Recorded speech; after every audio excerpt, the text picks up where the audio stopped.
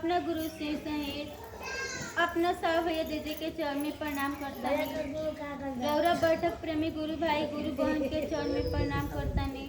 हमारा प्रणाम अपना अपना चरण में स्वीकार करिए।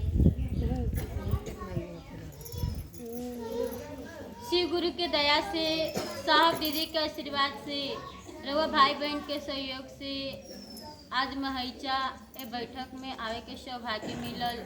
शिव गुरु के दया बा, साहब दीदी के आशीर्वाद बा।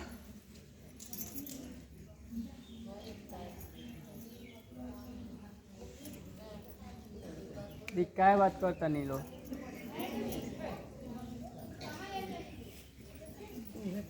देखी लो दीदी, हम रवा जी बैठक में उपस्थित बानी सन। कोनो भी काम करे के चाहे रवा कोनो भी काम करी, वो काम के करे के आपन आपन चाहत, आपन आपन बेचैनी, शौक, श्रद्धा जोची कहीं होलाटे रहेला नु। कोनो भी काम करेम तो करे गो चाहत, बेचैनी, शौक, श्रद्धा कहीं, लेकिन कोनो भी काम के होलावे तो उ काम करे में राउर मन लागेला, रउआ उ काम के करे नी। हम रउआ महादेव की गुरु बनैले बानी सन। ई बात एजू तैसन भाई बहन नइखे कि जेकरा पता नइखे कि शिव गुरु हवन, उनकरा के उनकर शिष्य बने के बाटे। सारा भाई बहन महादेव के गुरु बनैले बाटे। सब भाई बहन ए काम के करत भी बाटे। केहू ऐसा नइखे कि तीनों सूत्र नइखे करत। लेकिन जानता नहीं दीदी, हर चीज, हर काम करे के रउआ करेम नु, हर काम के एगो लक्षण होलावे जो रउआ अंदर दिखी, चाहत रउआ अंदर होई दिखी। बैठक बाटे, ई बैठक कहीं भी होखो, बैठक होखो, साप्ताहिक सेंटर होखो, सामूहिक चर्चा होखो, मात्र एक ही गो एकर उद्देश्य बाटे कि लोग सचमुच में शिव गुरु के शिष्य बनो। आ एक काम के जौना चाहत से साहब दीदी करत रहनी लोग, जौना चाहत से हमरा रउआ के महादेव गुरु देनी, उहे चाहत, उहे बेचैनी हमरा रउआ अंदर भी आ जाओ। अगर आ जाई, साहब से मन मिली त दीदी जौन साहब कहले बानी तौन करे से हमरा रउआ के कोई नइखे रोक सकत। रउआ बैठक में आइल बानी, आवत आनी, बहुत दिन से बैठक होता, हर बैठक में जाई ले लो, लेकिन के खुद के इतना बैठक में आके तैयार कर ले बाटे कि कल अगर ए बैठक के जिम्मेवारी आ कल इतना हमरा बैठक करे के पड़ो तो हम अपना बलबूता पर कर सकतानी। कितना भाई बहन अपना के खुद के तैयार कर ले बा, होई केंगन तैयार। जौना चाहत के साथ साहब ए कामवा के कइले बानी, ओही बेचैनी के चाहत के साथ रउआ करे के पड़ी। दया मांगतानी, सही दिशा में दया मांगेम तो गुरु के दया होई, तब ही कामवा होई। पढ़ेम, टीचर तो यहाँ महादेव बानी, यहाँ गुरु कोई नहीं खे, गुरु स्वयं महादेव बानी दीदी। यहाँ मास्टर एक ही आदमी बा, उ हवन महादेव। इतना बड़का सता के चेला बानी सन, ऊपर हवा तारन, हमरे रउआ अंदर अभी तक ना इतना परिवर्तन आइल। सोची कि इतना दिन बैठक में जाके, सामूहिक में जाके, साप्ताहिक में जाके हम का सीखले बानी। रउआ जवन भी बात सुनतानी, दया मांगे के, चर्चा करे के, प्रणाम करे के, कोनो भी विषय बाटे, रउआ ओइमे से विषय पकड़ी। कोशिश करी कि आज अगर इतना भाई बहन बानी लो, बहुत ऐसा भाई बहन बाई जो कि 30 दिन के 30 दिन चर्चा में जा लटे, जानी कि ना जानी, कहीं ना जात हो खेम तब रउआ से एगो बैठक ना छूटे लटे, ना नु छूटेला। का करे नी या जाके जानता नहीं दीदी, साहब के चर्चा सुनते रही, साहब से कोई पूछले बाटे कि साहब हम चाहते हैं कि आप हमेशा स्वस्थ रहे और खुश रहे। साहब से कोनो गुरु भाई साहब के कहले बानी कि हम चाहते हैं कि आप हमेशा खुश रहे और स्वस्थ रहे। साहब के चर्चा सुने मुझे साहब बड़ा धीमा हल्का से मुस्कुराइल बानी।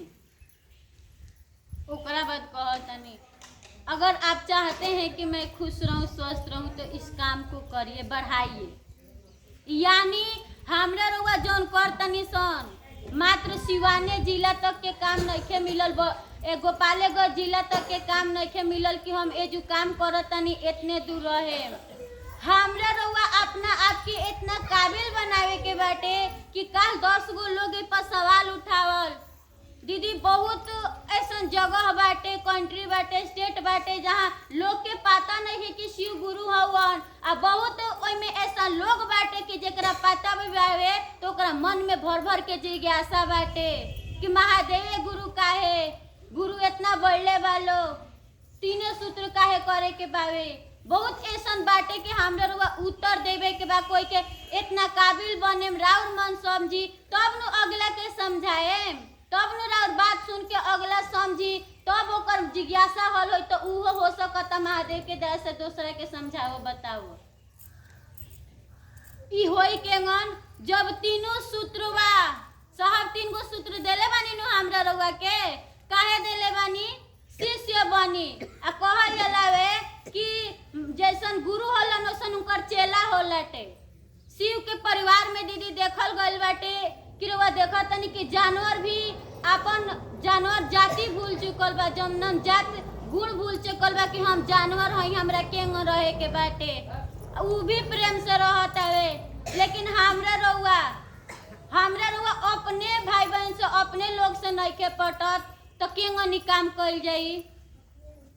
कोशिश करे कि जवन कमी हमरा रउआ अंदर बा दूसरा के छोड़ के अपना अंदर झाकल जाओ कि पहले हम कांग रहनी, का करत रहनी, से कोनो मतलब नहीं के।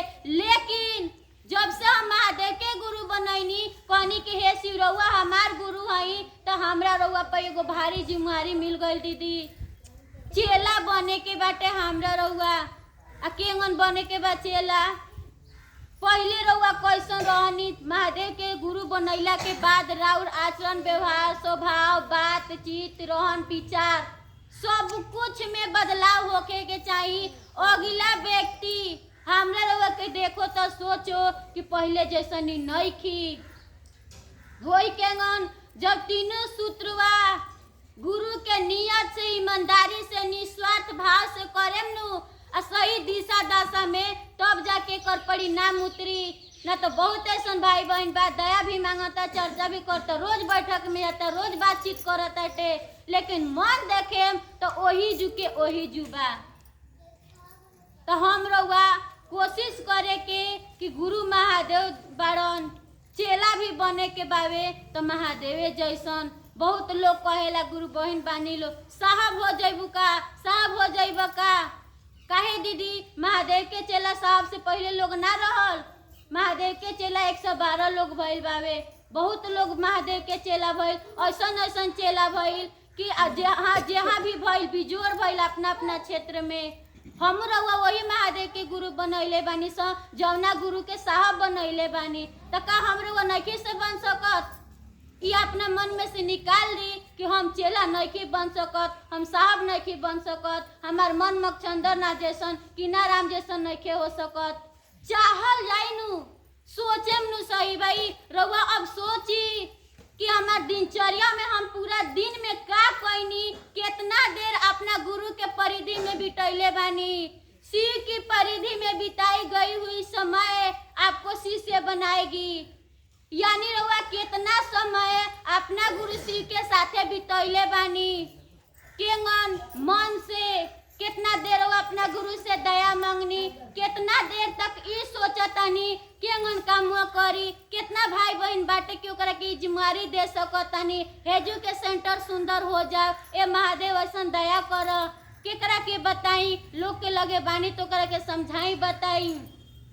साहब के लिखल किताब कोशिश करी कि रोज नहीं हो तो 1 पेज सूती पढ़ के ही सूती। साहब के चर्चा सुनी, भाई बहन के समझाई बताई। यानी ई जितना देर करतानी रउआ अपना गुरु शिव के परिधि में बानी।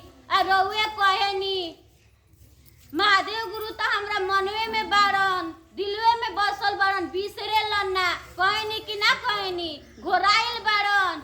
अरे 10 दिन अगर हम कोनो लड़की के संग रह जी आस पड़ोस में नु तो तो लोग कह देला कि जब से फलानिया के लड़की संगे बिया नु ओकरा खानी हो गइल बिया।